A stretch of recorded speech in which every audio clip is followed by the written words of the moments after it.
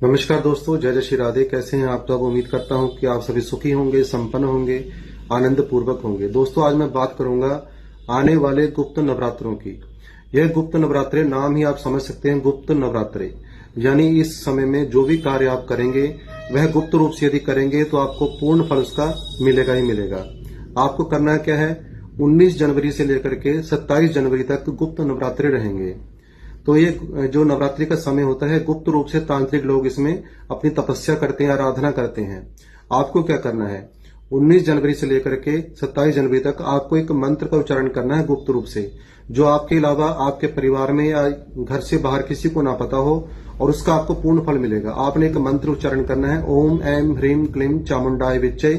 108 बार आपने टोटल 108 की गिनती से इसको जपना है और गुप्त नवरात्रों में इसको पूर्ण कर देना है। और आप देखें कैसे चमत्कार आपके जीवन में होना शुरू हो जाता है।